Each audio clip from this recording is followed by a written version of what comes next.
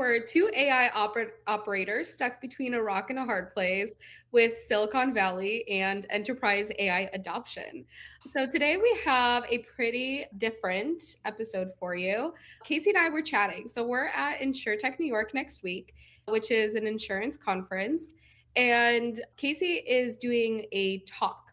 And as we were discussing recently what this talk should be about, we were really reflecting on the fact that a lot of what we do is AI education in the market and just blasting through the hype. I just posted on LinkedIn where, like, meet me at our booth. I'll be at my soapbox about what AI is not and what AI is. Casey is putting together this talk. And when we were chatting, we were like, okay, what tools can we give listeners on how to approach AI adoption, how to think about AI adoption? And one of the common themes that came up was how a lot of businesses, they want to take AI and then have their business adapt around AI implementation versus it should be your business and then AI needs to come in and adapt to your business. So with that, what is the first step? We were talking about sit down and map your workflows and know how your business operates to the most minute detail, because then you'll find the surprise opportunities and the gems of where AI actually makes sense. So as we were chatting about this, I saw Casey having like this deja vu moment. And I'm like, all right, Casey, what's on your mind right now? And Casey, as you can see by her fabulous hat, worked at Tesla before. And in 2018, Tesla went through a similar thought process when it came to automation specifically. And she's like, oh my God, I'm so triggered right now. I went through this a little less than 10 years ago. And when it comes to the concept of automation, like at this point, history repeats itself. So when Casey started telling me about what she went through Tesla, I was thinking like, oh my God, people need to hear this. This is such a good lesson. And then Elon, I would say arguably the world's greatest operator, whatever your feelings about him, he gets it done, has gone through this automation process and seen the other side of it. So how can we apply Casey's experience and how Tesla and Elon approach automation to what we're seeing in AI right now? So with that said, I would love to start off with all of you learning a little bit about Casey. So Casey, please tell us a little bit more about your experience. Yeah. Thank you. This is almost like me entering into a therapy session, talking about what happened back in Tesla. And I think, looking back, it was like the craziest. It has like so much fun. And like looking back, I learned so much from it. So happy to walk through the memory lane with you, as always. Yeah, so Tesla was actually my first job after I graduated from my master. I joined a company called Solar City. Solar City was actually a solar panel company that was founded and operated by Elon's cousin. Hmm. Back in my college time, I was really into renewable energy, mainly because my ambition was to save the world, solve the world poverty, and energy was a big issue. Even today, right? Energy was a big issue. So I wanted to understand what is the next generation energy solution that, we should, push for the world. And renewable energy, solar, the battery technology was top of the mind. So what I did is actually I applied to Tesla. They didn't want me. So I started stalking like, hey, how do I get in there? And then Solar City came to mind. And it was like operated by a cousin. If you actually read Elon's first manifesto, he clearly lays out that in order for us to, actually solve this climate change, we need a solar energy, we need a battery, we need to work on the space. Like he already laid out everything that he's doing right now, like, 15, 20 years ago. So I'm like, okay, solar panel, like how does he do that? And that was Solar City. So anyway, so I joined the Solar City, and then later on, very quickly after I joined, it got acquired to Tesla. So you see, this is his trick. He always like start multiple business and then he merge and then consolidate his empire. But fast forward, when I joined Tesla, that was around 2018, when that's the time when we were about to ramp up on the Model 3 production. And it was called production hell. And I did live through the hell. to the point that I was in finance function. And that was, I think, as someone who works in corporate finance, Tesla must have been the craziest, the most chaotic place in the world.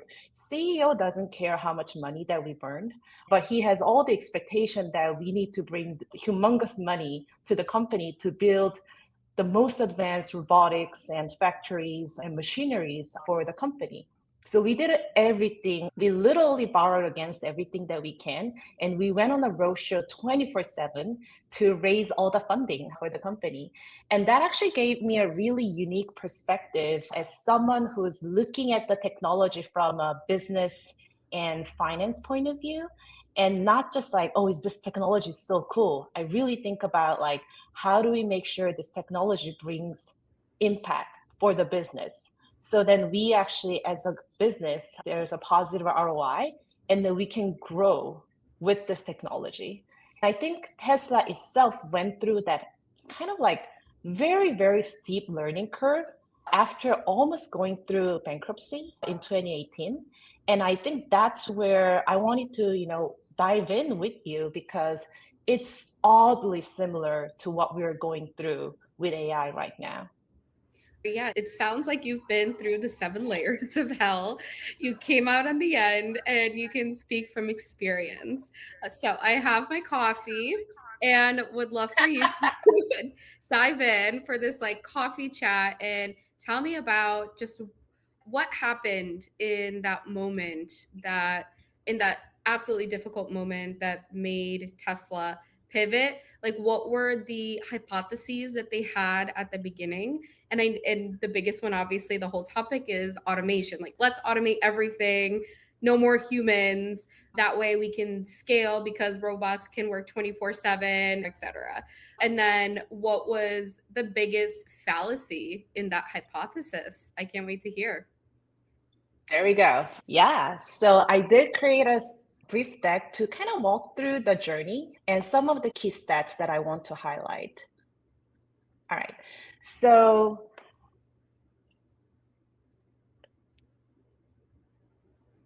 2018, company had a big goal. Tesla was promised to the board and really to the media because at that point it was already a public company. You have to report what your target is for the board and the earnings call. And it said it's targeting 5,000 cars production per week. That is like one car every 2 minutes. Ooh, And that was the target that we promised ourselves. And you have to really think back in 2018, we were just barely producing a couple hundred cars per week, just mainly Model 3, Model S and X. And Model 3 was a brand new design. And it has a different battery configuration. It has a different design.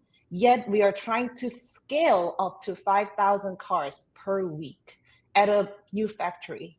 So what Elon did, as he said, we're going to create this new factory that's completely automated. As you can see on the screen, it really resembled the alien dreadnought. We're not going to have any humans on the floor. Everything is going to be completely automated, and it's going to run 24/7. Like humans are the frictions, we have to get rid of them. That was the whole goal that we had. And logically, that makes sense. I mean, you get a 24/7 worker that doesn't need benefits. So it's more cost effective. And with robots, it is precision engineering. The error rate is much less than humans. Humans have a much higher error rate. Even like with AI, human error rate is higher than AI. So it's like, okay, yeah, logic makes sense. We have this big, hairy, audacious goal. We have to go from 200 to 5,000 a week. What is the fastest and best way to scale? 24/7 robots. Right. I mean, if you were sitting on the board, you'd be like, Elon makes sense. Go ahead. Right. Yes. And what we have done, like in finance side, was actually we were going all around to procure these machineries, like this most advanced robotics all across the world. We were importing from like Germany, from Asia, and these robotics are expensive. Like each robot is like couple, at least like couple tens of millions, hundreds of millions. And we were just assembling the entire, factory line with this robotics. And we weren't even thinking about how humans are going to navigate across the assembly line because we were so ambitious. This was the vision that we were going to implement. And then the reality hit. Remember we said we're going to produce 5,000 cars Oh my per god. week? Yes. But by April 2018, Tesla was producing 2,000 cars. That's like half the goal. That And makes no sense. Why? and before we get into why, I want to like really picture how this looked like while at the Fed company. We had a dashboard everywhere across the manufacturing like assembly line, and that dashboard was showing like what is our real time production goal. That's the like if you're thinking 5,000 per week, you can break it down to like per day, and then you can break that down to per hour, and then you can break that down to per assembly line. What's your hourly target is? And we had that dashboard throughout the building. And then it was like alarming red everywhere. It was like red, red. There was no sound, but just imagine if there was sound. I think Mhm. in like a emergency alarm going out everywhere. Mhm. And the worst part here is that it was actually burning monies because these robotics are so expensive. And each time it was when it produce something that is not precise and complete, you have to like tear things apart and then rebuild it. So the burn rate was like 100 million per week. Tesla was not profitable at that point. So we were burning 100 millions per week, and then we were putting billions of dollars to build these factories. And we're only getting 40% of the goal.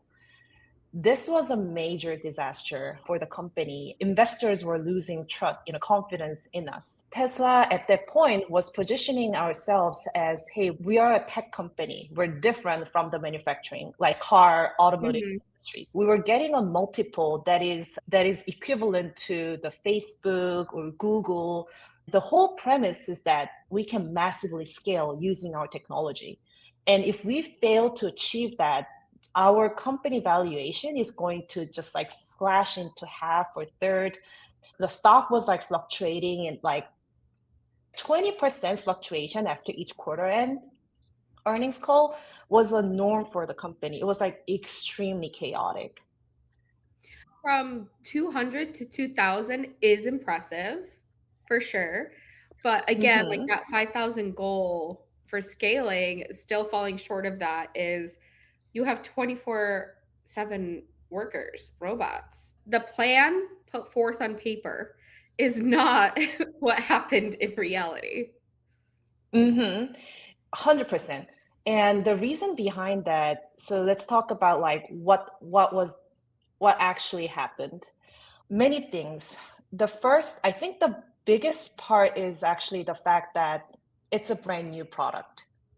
We already have a design drawn. We never really built at scale. And because it's a brand new design, as we put things together, we learned that the plan was not perfect. No plan is perfect, right? You have to change some of the forms, some design decision, some equipment, some parts. You need to like switch things around and see what's the most efficient way to actually scale the production. But when you put so much robotics, so much money to automate the whole assembly line, you have a very small, very, very little room for, iteration and that flexibility that you need. And that was like the most expensive mistake that the company made. So So really, yeah. let me understand this.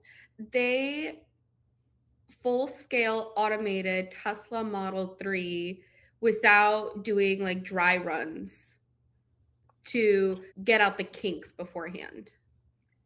I mean, does that surprise you? Wait, yes, that is actually surprising.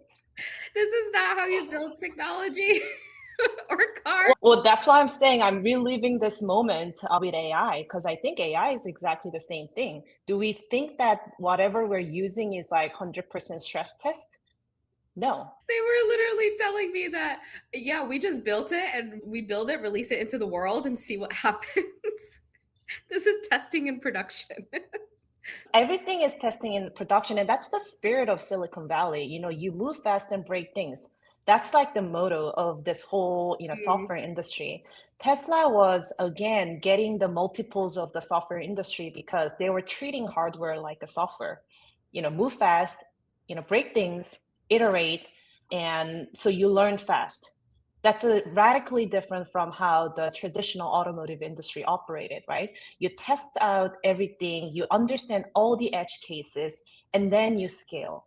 That was not the case for Tesla. And the cost of that rushed automation was extremely costly for us. And to kind of really picture you that those moments again is it really started from the bare basic. So Model 3, I'm blanking on the technical details here, but the Model 3 battery pack and then the Model S and X battery packs are different form factors. And the company has been producing Orni S and X. And then now we're producing three. And it's like the bare basic of the car is already different. And we don't know how to put this Model 3 battery pack together in a massive scale. So the first quarter that I joined, I flew to the Gigafactory in Vegas. That's where all the battery assembly happens. And we were just all hands on deck to literally manually put together the battery pack for Model 3. And it wasn't just Tesla employees. It was the whole Panasonic, which was the Gigafactory was a joint venture between the Panasonic and Tesla. We borrowed the Panasonic employees to put together this battery pack for Model 3. And then once that battery pack is solved, then next bottleneck became the assembly line in Fremont factory. Fremont factory is where actually once the batteries are assembled, we ship that to Fremont, and Fremont we put the cars together.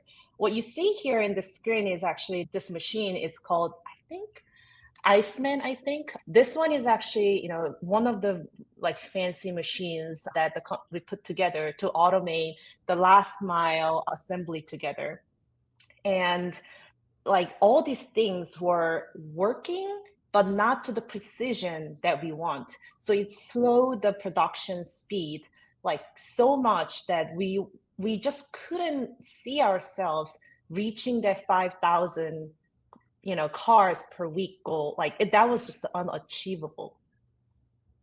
I So, can't believe you put battery packs together. That was not part of oh, the job description. I have that's a whole different story. I have detailed the car. I have put the nails, the car seats. Some of the Model 3 car seats were all put together by the team of finance professionals at Tesla. That was a joke. But that now this is really the fun part. Solution. We literally built a tent at the Fremont factory parking lot. It was called GA4, meaning General Assembly Line number 4, because we had 3 lines inside the factory, and those lines were not working properly because it was really heavily automated and it was not delivering what we needed. So this is like little picture inside the tent, and you see how many people we have. Humans, a Shocked. lot of humans. And oh, the fun part is like the line that you see here, there was no electricity going in, right? It's a tent. There is no electricity. There was no AC. It was hot as hell. So what happened is in each stop, once these people like put things together, we literally moved the steel plate underneath by human, like a group of humans were pushing the steel plate underneath the car Oh to my, move the car to the next stop. And we hired like hundreds of the temporary workers to actually put things together. This is like where full automation just failed miserably, not because each robot and each machinery in the assembly line was dumb. Each one of them was perfectly fine and well. It was just that it didn't meet the level of integration and the seamless operation that we needed to reach the goal that we had. I am absolutely shocked at this story, and Seeing this tent full of humans compared to one of the first pictures you shared where it was an assembly line full of robots, it Tesla had to overcorrect hard. Talk about a hard pivot here. And yeah, you're Hmm. right. Like when you program technology on very specific tasks with very specific instructions, it does it and it does it really well. But it does not do a good job of adapting to changes or like on the fly as you need it, such as humans can in order to put something together like a new product. And to draw the analogy yet again, this is what we see in the AI POC, like what do we call like POC? There was a really funny term that I heard basically referring to how so many AI POCs, and then none of them actually works in the production because when you introduce, okay, you have to talk to the assembly line prior to you and behind you. And then Mm, that integration is just not mapped out correctly. Even if it's like, between AIs, it just doesn't work as seamless as they want. And especially with humans, the friction between the human to the AI handover is extremely tricky.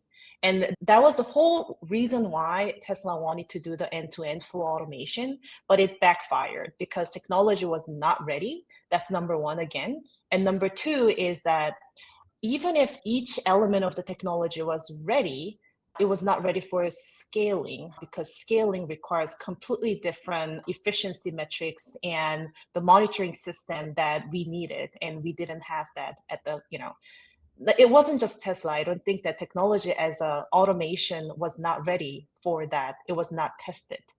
mhm. So then when Tesla pivoted back to humans, what was the outcome?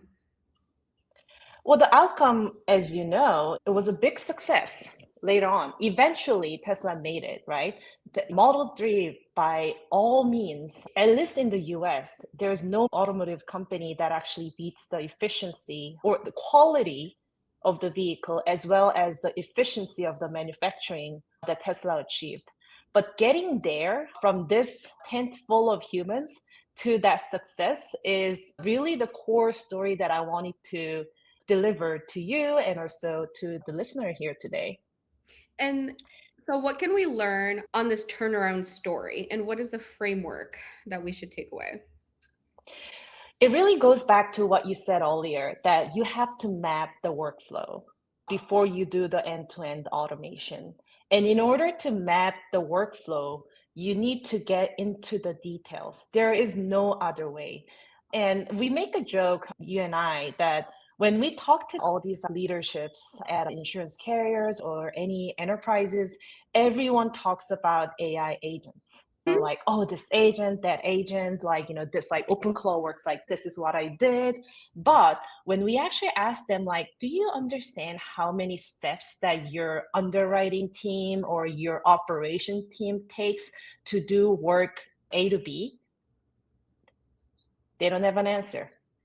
And that's the gap that I really want to highlight here because you cannot automate unless you understand your workflow and you have to map the workflow.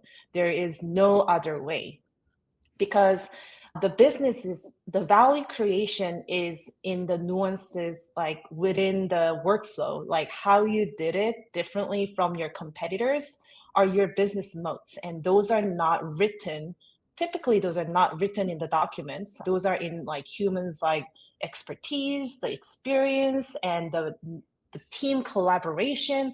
All of those are something that you have to go into the fields and to the ground and then document with the people that they work with. And what Elon did is a phenomenal turnaround story here that I think the AI industry can really pay attention to. So I told you we're burning $100 million per week because our factory was not producing enough. And the investors were losing faith in Tesla. Our stock was just fluctuating like 15, 20% after each earnings call because we were very disappointing. Like genuinely, we were disappointing to what we have promised. And the solution that Elon thought was he needs to roll up his sleeves and then get into the details. So what he did is, I think it's like 2 weeks, he didn't leave the factory building at all. He lived inside. He had a like mattress in his office, and he actually had a little foam roller because his back hurt. So he would carry the foam roller with him, and then literally wearing like one of these like Tesla head, like in the picture. And then he will walk around the assembly line or the office wherever the bottleneck is. And one thing that we did really well at Tesla was the dashboard that I talked about.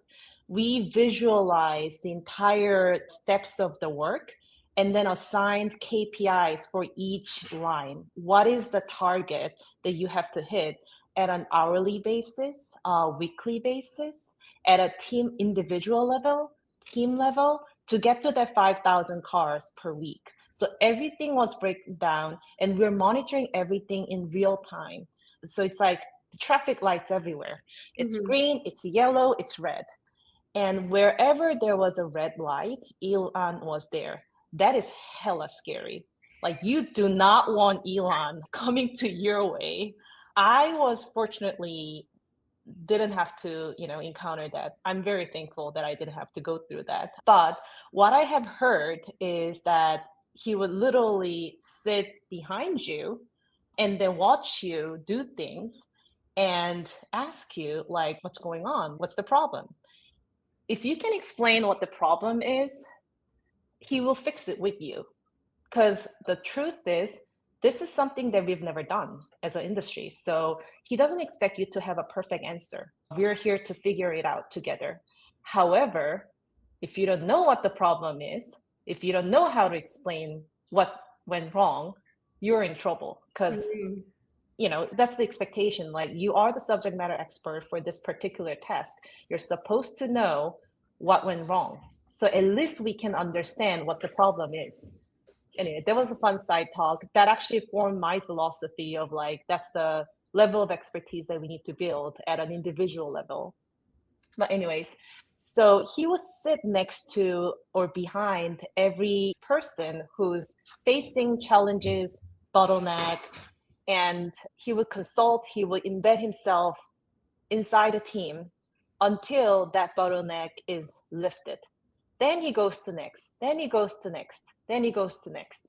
And we did this for like at least like I would say like a year at a company level, from the battery pack, like how do we assemble battery pack for Model 3?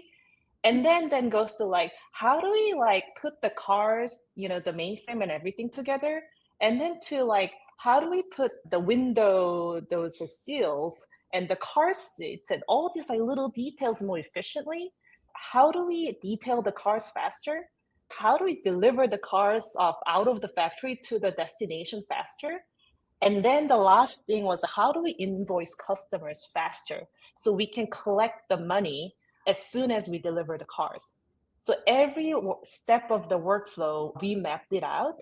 And then Elon was there whenever there was a red light. What And an incredible story. Sorry, go ahead. Finish your thought. no, that was actually what I was getting to, because I think the mistake was expensive. We tried Tesla attempt to automate the whole thing at one shot. But because we've gone through that journey and Elon was humble enough to admit that that was a big mistake, there's actually a really good interview, I think with the Bloomberg around like 2018, like summer. He admitted that the full automation was a big mistake. And he actually said it was his mistake. And he said humans are severely underrated because the level of expertise and the pattern recognition, the insights that humans have in this critical junctures of the assembly line was so underrated. And he thinks that he can automate the whole thing. He learned a hard lesson that is not the case. And in order to actually get to that level of full automation, the only way to get there is to actually sit down with humans and understand what they're going through, and then map it out together and change things small by like little things one by one. Then you can get to the full automation. So many lessons here to unpack that could be applied in this Gen AI era. And again, like history repeating itself. First thing is how to be like an Elon like leader. Own your mistakes. Don't think that AI or any automation is going to decimate your entire company. And then do the work, roll up your sleeves. As you mentioned, leaders really don't know all of the micro steps that are taken when work comes in because they are not documented, because it is shooting off an email to this coworker, having a conversation here. Like it's not, again, like it's not linear. Work is not linear and is highly iterative. And there are typically 15 plus steps involved in it. When you talk about agents or any type of automation, how do you know that an agent is going to be useful?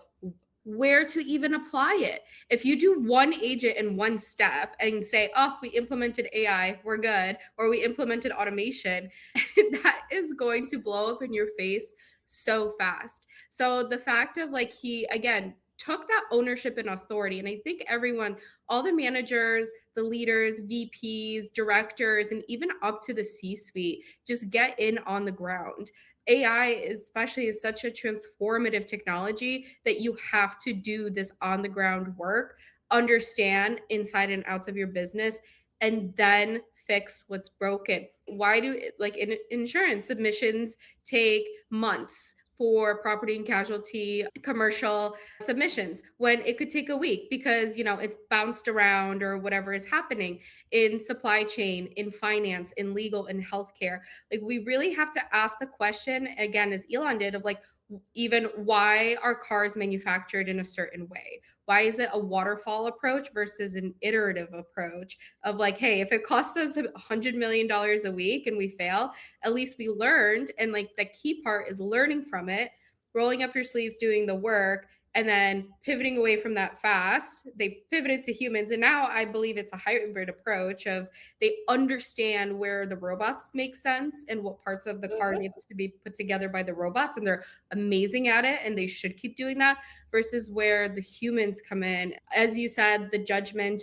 I was at a conference and Elon is building the humanoid robots and he was saying like he never appreciated the opposable thumb as much until he's building a humanoid robot to do work that humans do with their hands. And he's just like realizing how even the thumb is such a powerful tool that us people have.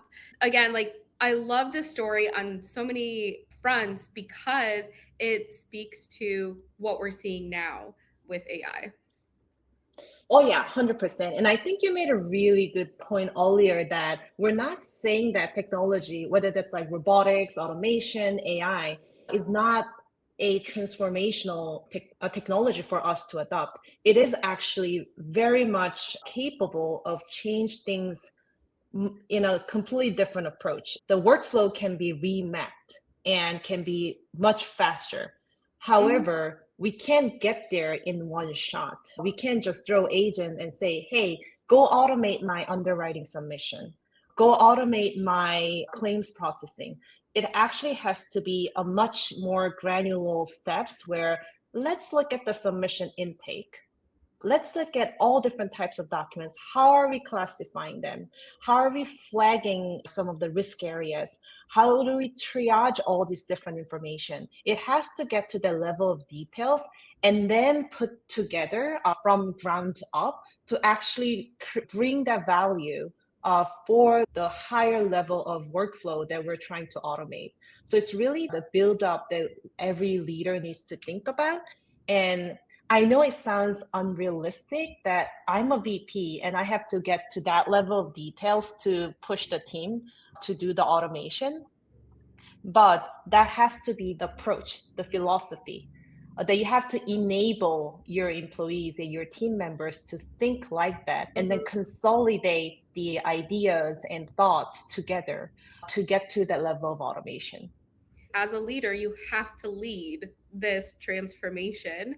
And how do you lead and get buy in from your employees on adopting automation?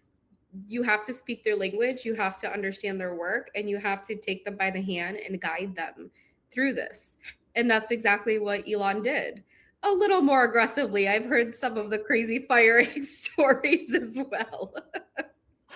It wasn't easy, but I think this is why, like, again, Tesla has become like one of the most successful, probably like the most successful hardware companies in the US, like modern history. It's ever since, the GM side of the word, we haven't had any decent manufacturing companies, and Elon just redefined the category completely and achieved the software multiples for these companies. And now we're seeing just like fresh new crops of hardware and manufacturing companies, just like Tesla everywhere.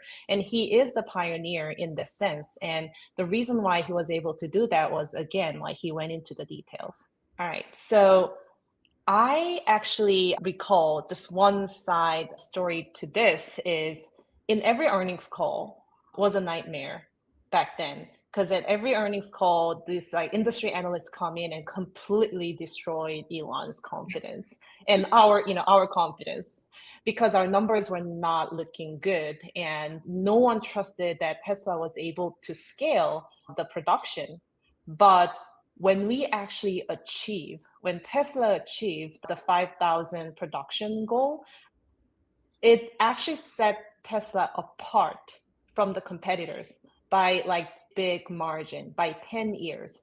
And this guy, Sandy Munro, he's a notorious Tesla critic.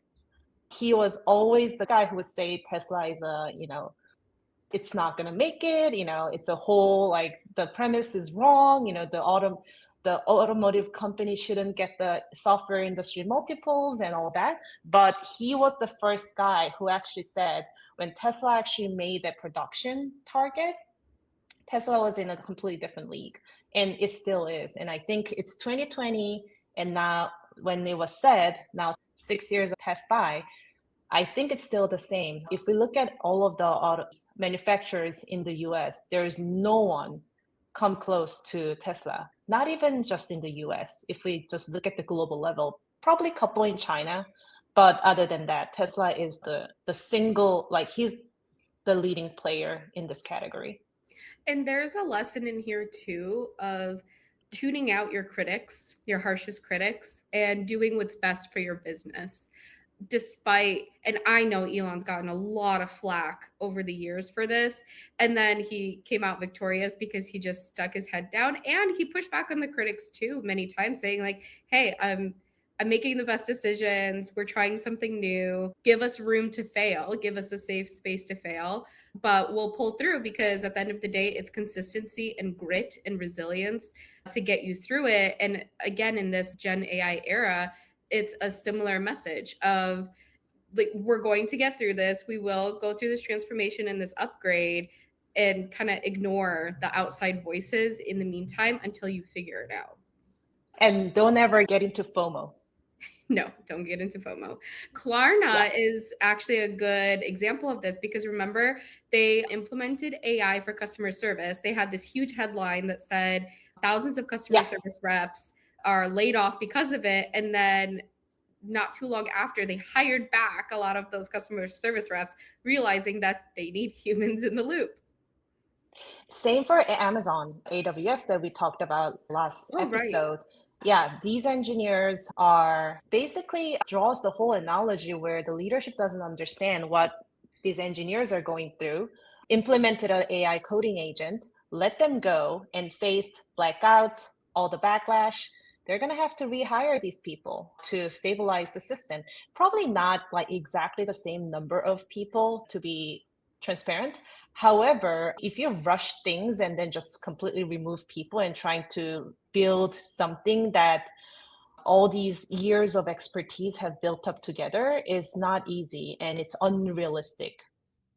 Yeah, and I like your point about the fact that yes, Amazon leadership forced a subpar coding AI assistant on the engineers without having that on the ground tie to realize that that coding assistant was actually not helpful and the engineers didn't like Exactly. it and they wanted another tool. But no, the mandate from on top was like, we need to use these agents, this AI coding assistant, like whether you like it or not, and forcing it through. Well, now you pay the consequences.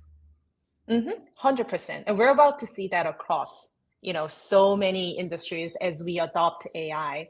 And that's why we are here to talk about all the cautionary tales that we see in the market that we want to say, hey, map the work before you automate it, keep the humans in the loop, because humans are the knowledge base. Humans are the layer that adapt the new technology and make it actually applicable to your own business.